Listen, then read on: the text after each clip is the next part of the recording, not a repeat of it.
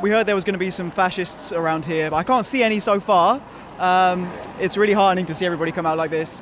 I'm here because I want to be a part of what is a physical manifestation of anti-fascism, which is to say that fascists aren't welcome on our streets, in our communities across London. And I think that's really important. I think it's not enough to just put out slogans. We've got to physically show them that they can't come to these streets.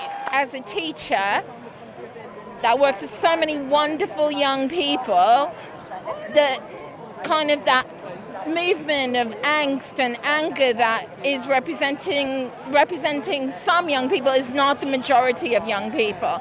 So I feel like I'm here for them. I heard what was happening and I just couldn't believe it. So I just thought, you know what, to come out, to show what Walthamstow is about.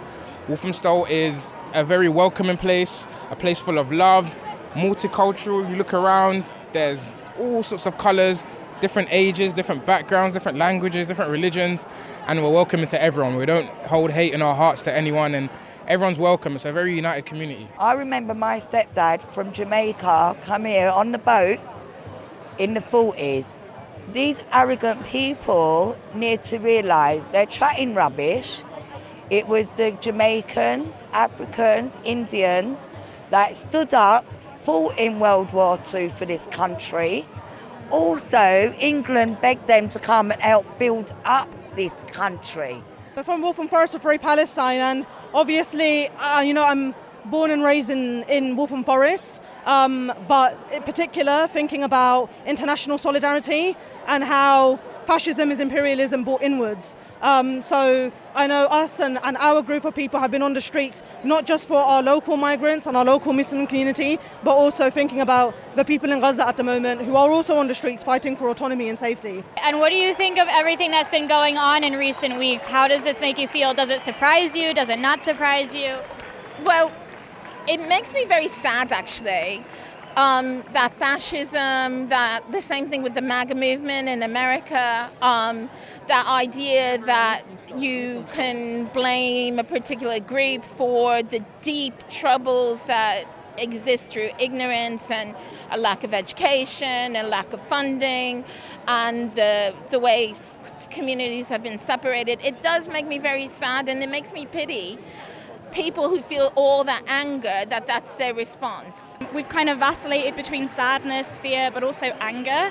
Also at why this has happened. It hasn't just dropped from the sky. To me, it's absolutely clear we're in this position because of the Tories, first and foremost, and their racist rhetoric, but also their racist policies, but also now the Labour Party, who've been in a competition ever since the general election to prove that they're also efficient at deportations and that they will also stop the boats. They set the framework for the ground for fascism to rise. The Mail, the Telegraph, the language they use is violence, and it's just been more and more normalised. Certainly since 9/11. I don't want it to become exceptionalised as, there were some murders last week and these are like a hateful minority. This has been manufactured by the British state, by the government and by the media class. And it's been a long time coming with hostile environment, with the rampant Islamophobia from the Tories and the Labour Party, as well as the victim blaming and the refusal to say Islamophobia and to be able to name that. We need to call it rioting. It's not protesting. They're not protesting about anything. What happened last week in Southport was tragic. It was awfully sad, and nobody would want that to happen to anybody, no matter where they're from. But the reaction that has come out of that and the misinformation that has spread from that has just been distressing to watch. And I think about the families that have gone through awful times over the last week up north. What would they make of this? I feel like they've stolen mourning from those peoples and that community, and they've pushed it to one side, and it's just disgusting. It's disgraceful. To say it bluntly, these people are like Nazis. They're targeting anyone they perceive as vulnerable, and they're cowards. They travel in packs and they target individuals. And as soon as they saw a sizable number of people here, they decided they weren't interested. They're cowards. And then what do you think that, on that list of places that were being targeted by the far right, they put Walthamstow of all places? I mean, they obviously don't know the area very well. And they should, because they've tried it before many years ago, right? They've tried to come here before to make a stand, and it didn't work then. It's not going to work now. Waltham Forest has a proud tradition of anti-fascism dating back to 2012. The EDL showed up here last time and were sent back into the station. They've come here again. Well, they haven't even attempted to come. I think they've seen how many people have showed up, and they've not bothered to show up at all. We're really not sure why they decided to choose Walthamstow. There's such a strong anti-fascist history of organising within East London. Waltham Forest has the third largest Muslim community out of all the boroughs in London, and we're very, very proud to be a haven and a sanctuary for refugees and asylum seekers. I think they've been egged on by the politicians of both major political parties. This hasn't just started with Nigel Farage or Tommy Robertson. Keir Starmer talking about sending people back to Bangladesh. We all know about Suella Braverman and what she's like. Sarah Champion, I think, wrote an article claiming that Pakistanis were raping English women. This kind of rhetoric being spread by Tory and Labour MPs alike has created this climate. Of course, this doesn't come from nowhere. This comes from many things. Can you talk a little bit about that and sort of that? Yeah. I think people have been unhappy in this country for years, for decades. And they have a right to be. As simple as just go back to your country. We're born here. I'm born here. Like, listen to my accent. I was born around the corner, 10 minutes down the road. So where do you want me to go back to? Immigrants aren't to blame. Refugees aren't to blame for the situation that we're in now. The boats aren't to blame. The human traffickers are to blame. The big companies are to blame. The people that have the power and the money, the corrupt people in this country, they're the ones to blame. Not the people out on the street, not the people seeking refuge for being gay, for political reasons, or for whatever. They're not the people to blame. They are the last people to blame. They've come here, they've chosen the UK for whatever reason, because we should be a haven for them. We should welcome them with open arms. What's the solution, you think? Like, how do we spread this love? How do we spread it? That's the $1 million question, isn't it? Everyone's got to do their 1%. There's not one answer that's going to magically fix everything. Everyone's got to do their 1 little percent, and slowly, over time, it will improve, because Walthamstow's a lovely area. But maybe there's other areas which are not so lovely, but it wasn't always like this.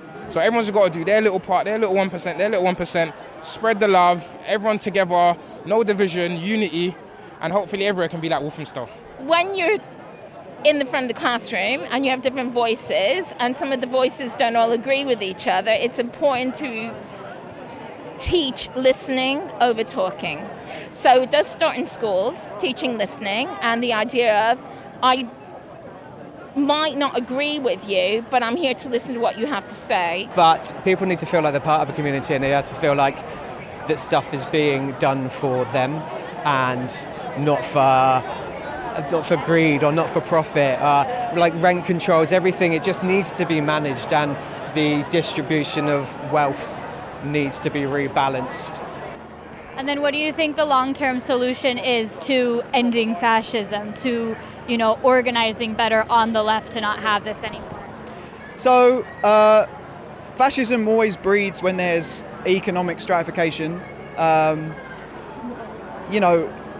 We have massive coalescence of wealth in a very few individuals in the UK and in the world, which is entirely down to capitalism and our economic modes, which do not work. They do not help to create a collaborative atmosphere. People are struggling in so many ways, and all you need to be radicalized in that moment is, to hear hate from people that you trust, and hope that it brings you the promise of what you feel like you're owed. I do think that there needs to be more social housing in this country, so people aren't disgruntled by the fact that they don't have adequate housing. There needs to be a better benefit system in this country, so people can, so people feel more able to, be living well in their communities, and then people don't feel like other people aren't taking from their plate, or taking their houses, or taking their jobs, because newsflash, that isn't happening. And then what would you like to see in the future with organizing? What needs to be done to beat these guys?